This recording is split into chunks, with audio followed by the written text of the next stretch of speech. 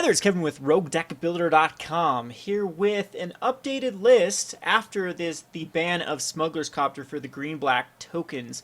A lot of you have been asking for this particular update now that Smuggler's Copter is banned, and Reflector Mage is banned, and Emrakul is banned, and it's kind of a weird opportunity. The bans are current now on MTGO, and I've been looking over the metagame, and to no surprise, it is kind of reverting back to a little bit of the decks that existed pre-Kalitas, actually. So before Smuggler's Copter really had an influence, so T-Merge, for example, is a deck that seems to have come back. Green-white tokens, humans, I haven't seen many vehicles. Green-red energy would be the one Kalitas deck that seems to be winning, and Dynavolt Tower. Those ones have been the decks that have posted the best numbers in the limited amount of information that we have from the competitive leagues. So I went back to the Golgari tokens because this was an incredibly good deck against when the format was more of the I would say vehicles based format, but pre-Emrakul, when U-White Flash really started to try to combat the Marvel decks, and the Marvel decks adjusted by going all into Ishkanaz and into Chandras. So that the Ishkanaz Chandra setup was very, very hard for this deck to beat. Also, the green-black Delirium, when they really went into the heavy Emrakul build, like stall to get to Emrakul, that was another matchup that was tough for this deck to beat, so I gave up on the deck, as it was no longer good. When this deck really was good was when U-White Flash, right after the Pro Tour, was one of the top dogs, because this deck could easily just go toe-to-toe with U-White Flash, as they weren't really doing anything for the first, trying to set up like an Avacyn, trying to set up a Gideon, and then by that point we could actually set up the combo with the Westvale Abbey off the Marionette Master. And we were just a lot of times the jump was just in our favor. You weren't in any threat of getting run over by vehicles-based decks, and now these human-based strategies even seem weaker than vehicles. I think they're a lot less explosive. This deck was also pretty decent of controlling the board or just clogging up the board versus green-red energy, the aggro energy, and typical decks with the T-Merge type strategies, this deck can recover from quite well. So I think I'm going to try it again.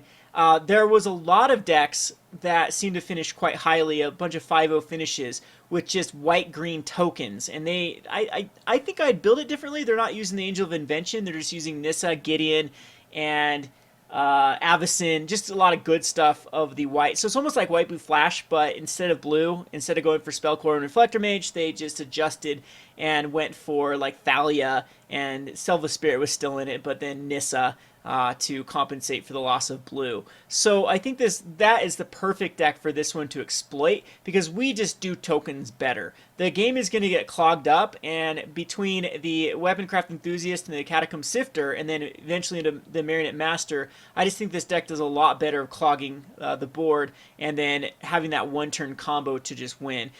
Those decks traditionally don't have an answer for Westvale Abbey because they use Declaration and Stone, and Westvale Abbey is something that it can die to Declaration Stone, but usually when we go for the attack with Westvale Abbey, we just win. So I have a ton of gameplay with this deck in the past. Let's just go over the deck tech. It will get updates from the Aether Revolt, but of course Aether Revolt is not out on MTGO at the moment, so you would probably want cards like the Fatal Push, and I think the one drop of, as far as the Night Market Lookout, can be replaced with the other rogue. When it comes into play, it gives a creature -1/-1.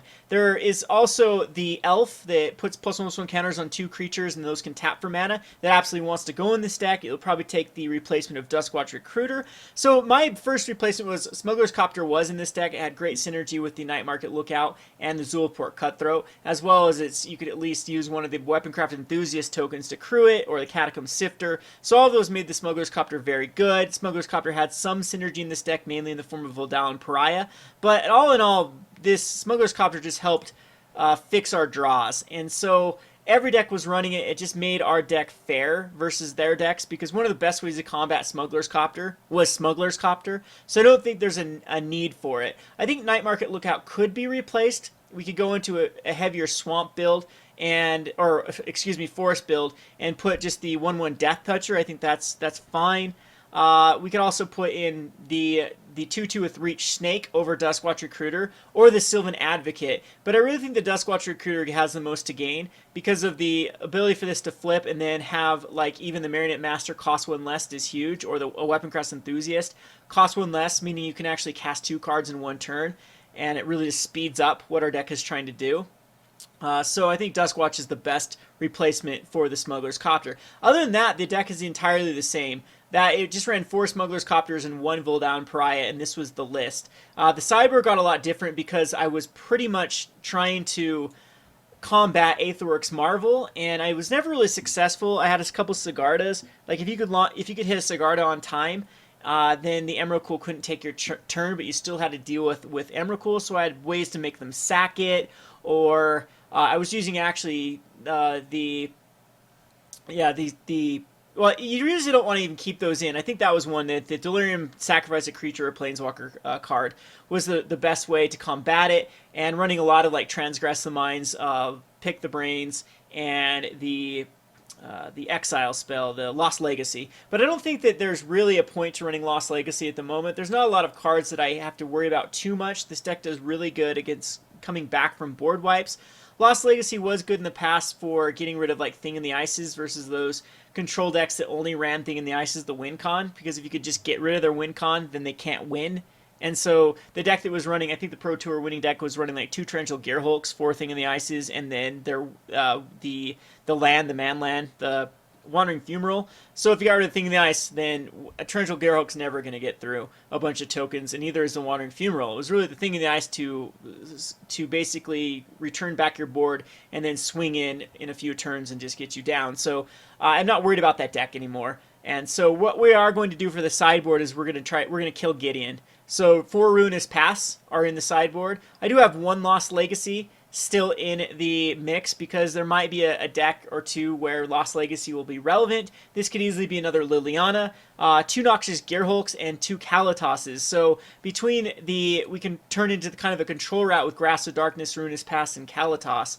Those work out very well. Appetite of the Unnatural is still good. It can still get rid of Stasis Snare in Quarantine Fields, and there's certainly an amount of decks that are trying to run Quarantine Field again, as they think now. The problem with like Stasis Snare and Quarantine Field is they were just collateral damage to all the cards that were combating the Smuggler's Copter, and so it was just, I don't know, it was just a bad card to, especially Quarantine Field, to try to get value out of it when so many people had Artifact hate.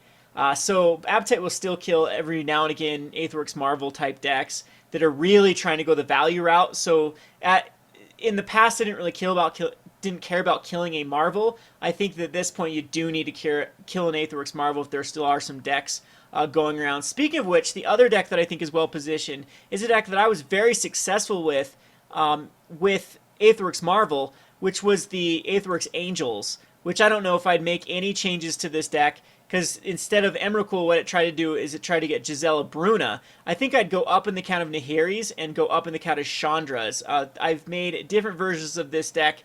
I think the Mary Shepherd is just down to a 1 of. It's just a nice card to have. And Linval is kind of go over the sideboard. It's just like 1 and 1. And I think that I put 2 Chandras in here. So 2 Nahiris, 2 Chandras, as they are ways to ramp up to the Bruna a little bit quicker if you don't have the Marvel. But this deck still works pretty well. The Gisela plays the kind of the defensive, unless it eats like early removal spells, and then you cast the Bruna, get the Gisela back, and the Bruna flips. And there are still very few decks that can combat a Bracella, because most of the removal in the format is converted mana cost 3 or less. So those are kind of the decks that I think I'd have the go-to. I know people are still sick of Aetherworks Marvel. It's too much like the old one, but I had a lot of success with this deck. So didn't run 1 Emrakul in this list. It was mostly, I had to admit, after I played this deck over and over, that the right call was to play Emrakul. It was just better than the Angel strategy, but the Angel strategy wasn't far off.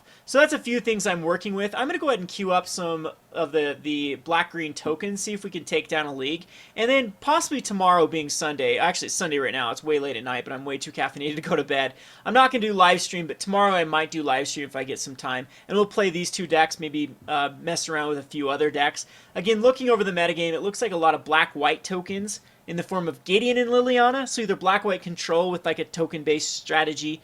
I saw a deck with like Eiley and Thalia and still have the Thraben Inspector, and then they have Liliana and Gideon, and so just kind of like a good stuff black-white deck, then a good stuff green-white deck. It seems like green-black Delirium is back, but the card that killed me in green-black Delirium was 100% Emrakul. That was the card I couldn't stop. The rest of the cards, Liliana can be a little bit painful, Kalitas can be a little bit painful, but with the black-green tokens, those were the two, or the Emrakul, the inevitable Emrakul was the winning card versus this particular deck. So I'm hoping to have success with this in a metagame that seems more mid-range.